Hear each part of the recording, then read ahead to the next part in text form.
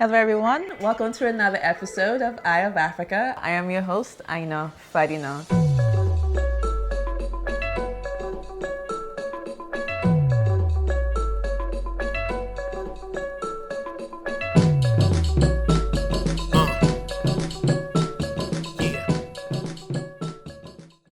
I am here with one of the most inspiring women that I've ever met in my entire life. Her name is Selena Cuffe.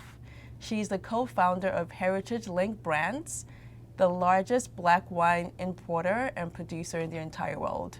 Her company is responsible for 70 million liters of wine in a year. So Selena, you have an impressive background, not just from education, but your family, your grandmother, I believe you mentioned, was a designer for the A-listers in Hollywood. So it's clear that you have inspirational women who have motivated you to be who you are today. Absolutely. When I think about my upbringing as a child, I feel like I definitely lived in the extremes. At a very young age, I was exposed to all that was beautiful and possible from African Americans. And I, in many respects, grew up in a bubble because I grew up in an enclave within Los Angeles where since I remember being able to speak, I could see black lawyers, doctors, or professional athletes. But I say I lived in the extremes because from a very young age I learned also about death and tragedy as the daughter of someone who passed when I was just 2 years old. And so having to figure out how to navigate life and who to be inspired by was always something that I took very seriously. And my grandmother, having started a company from scratch with no education and 7 children, is my ultimate hero, to be honest with you. And when she first came to the West Coast, she tells a story of having literally 11 cents in her pocket and my mother and my uncle on her hip as she journeyed on a train that, didn't really want her there to pursue a better life for her children. And so every day she inspires me. And your mom as well? Absolutely. Yeah. And my older sister, who is 16 years older than I am, but is literally my best friend. And my ability to look to her for advice as an entrepreneur, as a mother. I definitely, in my journey, have been surrounded by very strong women in the process. Even though my father wasn't directly in my life, his legacy also impacted me and his mother's legacy. He was, way before I was born, he was a Tuskegee Airman. And he graduated number 2 in his medical school class to then go on to become a urologist. And his mother went to Tuskegee in the 1920s where there were less than a handful of women in her graduating class. And so I think that in my blood there have been trailblazers who have definitely influenced the woman that I've become today. Right. And, when we met, you mentioned there was a pivotal moment in your life, which was the LA riots. And, you grew up in this bubble, as you said, this sort of, you were sheltered to some capacity. Yeah. And then the LA riots happened. What happened to you as an African-American woman growing up in America? Sure. So I don't think that there was a person around when I was in high school that believed that the police would get off. This was around the time when, video cameras, home held that you could purchase for your own and not be a professional, they were hitting the market as cell phones are today. It's just an afterthought to think about how easy it is to record things. And so for me as a high school student who had always heard stories or seen situations where my uncles had been abused by the police. You'd heard of stories of relatives and friends have the same situation. Never before had it been captured on camera. So to see the cops actually get off, number one, it shook the whole notion and concept that I had about fairness and justice. It was like, whoa. Life maybe is not fair. And at the time that the verdict was released, I was actually still in school. And so it wasn't until I was riding with a friend of mine who had a car and we were driving home that we could see these billows of smoke in the air and realize that something really, really strange was happening and had captured, it was an energy that had swelled within the city that was not at all aligned to the verdict. And my same friend who drove me home, she said, you know what, we're going to have a vigil at my church. You should come tonight. And I grew up really practicing the Roman Catholic tradition because my family was from Louisiana, and that's what the Catholic Church is really, that's like the basis of everything. My grandmother's brother was a priest, and so ironically, at 15 years old, 16 years old, it was my first time going to a black church. Oh, wow. And that experience spiritually awakened something in me that I thought, this speaks to me. And it is a church that's very prominent in the LA community, First AME, where Reverend Cecil Murray tried to help us make sense of what was happening. And it was at that moment that I realized that if we as a people, wherever we are on this planet, do not band together to survive, then we're doomed to fail because no one really has our back. And I remember walking out of the church doors, and at that point the riot was on full blast. And I was, again, still trying to make sense of it. And I remember coming in to ask my white history professor, like, I don't get it. Like, why am I seeing the rioting in my community? Like, if I were going to riot, I would go to Simi Valley and like Beverly Hills and like these other areas and tear up their stuff. Like that would have been my instinct. And I remember my history teacher telling me, like, it really depends on ownership. And no matter where you are, if you don't own, then you don't have an identity that aligns with whatever it is that's being torn down. And at that moment, I realized, oh, wow, that grocery store, actually, no, it's not black people that own it, even though it's in a black neighborhood. It's the Koreans that own it. That dry cleaners is not owned by us. And so then it helped me to understand that the issues surrounding the riot itself were, number one, bigger than just me. And number two, this is something that's going to be a lifelong pursuit to seek justice and civility for my people. And it's unfortunate that, decades later we're still having this conversation. Oh, centuries later, we're still having this conversation. I was just thinking about even the notion of being able to know where you come from and how blessed I feel living in an age where I can go online to AfricanAncestry.com or Ancestry DNA or 23andMe and actually know what my heritage is, and that, I'm 65% West African with my father's people coming from the Ashanti tribe and my mother's people coming from the Timne of Sierra Leone. Like, my great-grandmother didn't get that, right? But my skin color is very much influenced by centuries of oppression because I can go back 6 or 7 generations and it's still women of color. And so trying to make sense of that, even as a grown woman, trying to now explain these things to my 3 children is a challenge, but one that I welcome. And as you go full circle with the work that you're doing, it takes you back to the continent. How did that connection happen? Was it intentional or was it, people like, was it luck or did you see an opportunity? Never in a million years did I think I would be an entrepreneur. I come from a family of entrepreneurs and I just thought, you guys work way too hard and don't have nearly enough free time for me. So the idea of signing up to actually be that person was never something that I expected. I do remember going to Africa for the first time when I was 27 with my now husband of 12 years, but at the time we were just dating, and it was our second getaway vacation together. The first was going to meet his grandmother in Jamaica.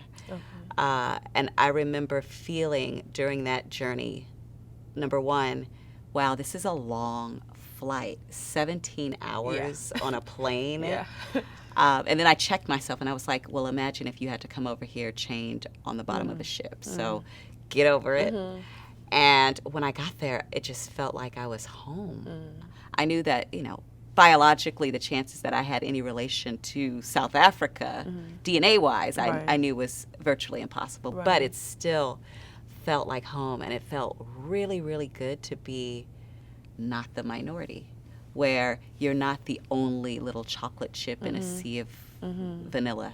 When I left, I felt like I will be back. There will be a reason for me to be back. I didn't know at the time what it would be, but I absolutely felt a real connection to the continent. It wasn't until, 3 years later that working in an industry completely unrelated to wine would I find myself back on the continent and in South Africa doing business. How was that process? What was that? What happened? Sure. So when I graduated from business school, I knew that I had a passion for marketing.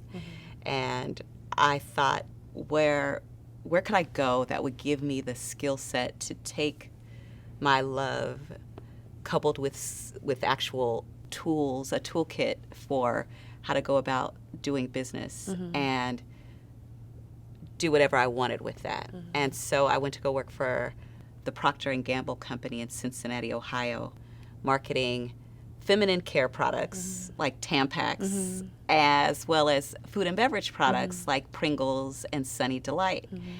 And I loved the work that I did there. I loved the company. It was such a great place to work. But I really started to hate my job. At the time that I decided to leave, I was working on figuring out ways to get children ages 6 to 11 to eat more Pringles potato chips in the developing world, in Mexico and Brazil in particular. And I remember I was at the Four Seasons doing a focus group with about 10 kids, listening to them talk from, behind the glass. And I just thought, I've joined the opposition. What am I doing here? I took that experience at P&G as a learning lesson for what I would work with and what I would not work with. And I began leveraging my business school network to try to find a place that I could find a state of peace or zen in spending 40 to 100 hours a week working within an organization. And so I stumbled upon a great opportunity with the Council on International Educational Exchange, better known as CIEE, that on behalf of the Department of State, the U.S. Department of State, they issue visas to the tune of 50,000 visas a year to help students from abroad come to the U.S. and study, and U.S. students go study the world, so that we can live in a world where there's more cultural understanding, less war. All of the things that I believe in. And as someone who studied abroad in college, I'm a big fan of cultural exchange to help people just become more empathetic with each other's plights in life. I was about maybe 5 or 6 months into the job when I just got the bright idea to get a better understanding of where we were recruiting students from and how many visas we were issuing by continent, by country. And of the 50,000 visas that we issued each year, less than 500 people total came from the whole continent of Africa. Wow. And I remember raising this with my boss and saying, hey, if we, and mind you, this was immediately following the Kenyan embassy bombing. The U.S. embassy had been bombed in Nairobi. In Mali, Al-Qaeda had set up shop. In Somalia, Al-Shabaab was doing its thing. So there were things happening, little pockets of activity that really were not U.S. friendly happening on the continent. And I thought, if we're not on the continent talking to people, especially young people, someone else will be. Absolutely. And that will not be in our favor. Right. And so my boss was very understanding and thought it was a great idea for us to open up a market. And I proposed South Africa because I thought it will be the easiest for people to immediately embrace, Right. which will then open up markets like, you know, Ivory Coast, Right. Ghana, Nigeria, Right. etc. And so 5 or 6 months later, I literally went from city to city, coast to coast in South Africa recruiting students. And the day before I flew back to the States, I just decided that I was going to go and get into something so that people would understand I'm not just a worker. I do like to party. And the Sunday Times had an advertisement for the first annual Soweto Wine Festival. And my thoughts about Soweto all tied to activism, never to wine. Like, Right. I remember being a child and seeing visions on TV of people protesting apartheid, but it was never, you know, we're going to go to Soweto and have a glass of wine, Right. which further intrigued me to go and see what the folks in Soweto were up to. And when I got to the wine festival, I was blown away. There were close to 700 Africans enjoying good wine, great jazz, food from Nando's. Like, what more could you want? And I remember the first 2 tables that I stopped at to try the wine, I was blown away by the quality. They were just fantastic, and I wanted to, like, buy up a bunch of bottles and bring them on the plane with me and or support them back in the States. And so I asked one of the vineyard, actually it was one of the first Black family-owned vineyards in the country. I asked her, where do I get your wine in the States? And she laughed at me, and she told me that she was struggling to get distribution in South Africa, let alone in the U.S. And so over many, many glasses of wine, I got the story of how wine is South Africa's largest agricultural export. It employs 200 to 300,000 people a year, but less than 1% is owned by Black South Africans, who are 80 to 90% of the population. And when she told me that statistic, it was like a bright light that went off in my head that maybe this is why I worked on Pringles. Maybe this is why I worked within the food and beverage category, was to understand, regardless of the product, Right. how to launch and bring a product to life Right. that maybe didn't exist before. And how do you attain customer adoption, and how do you create a sustainable, ongoing business for generations to come? And that's a $3 billion business in South Africa. $3 billion. And only Their 1%. largest agricultural export is wine, and less than 1% is owned by Black South Africans. Who own the land. Wow. Exactly. And I think that's the great thing about you, like you were able to see an opportunity there. And not only for a business perspective, but also empower women and have empower community as well too. How have you seen the transformation in all these women? Because they were known to be croppers and be farmers, and now they're actually owning their lands and owning their businesses. How was that translation for you as a businessman, as an entrepreneur? Yeah, so I would say that in the same way that when one creates a bottle of wine, it's really about struggle. You have to put the grapes in the most difficult, precarious positions, starving them of water, giving them unique and specific types of soil that are rocky and very difficult to cultivate anything, let alone a vine. And from that, over time, you have to blend and foster these grapes and make sure that you pick them off of the vine at just the right time to then wait some more before you produce the perfect bottle and eventually glass of wine. When I think about the women who are taking the South African wine industry by storm, the Nsiki Bielas of the world, the Vivian Kleinhans of the world, the Malmsey Rangakas of the world. It really is a marathon versus a sprint, because there's an old saying within the wine industry that if you want to make $1 million within the wine industry, you really need to start out with 7, because it is not for the faint of heart, and it has historically been a hobby industry, Right. where if you made a couple $100 million in the oil and gas industry, you could put a couple $1 million into wine and, you know, play around with it and give it as gifts to your friends during the holidays. But in South Africa, with it being the largest agricultural export, with the vast majority of the land still not being in the hands of the black producers, it really is a delicate dance of trying to create a space within a very competitive, incumbent empowered industry where your incumbents have 1,000 times more capital than you, literally. Right. Because vineyard land is expensive no matter where you go on the planet. And I even think about it in the context of the United States equivalent industry, which is cotton. So in South Africa, the way that the vineyards were built up was through slave labor. Just like the cotton mills, the way that they were able to get the cotton came from slave labor. There are very few, if any, black people that I have ever known to have owned a cotton gin. Yeah. What's beautiful about being on the continent, what's great about being in South Africa, however, is that the population is still black.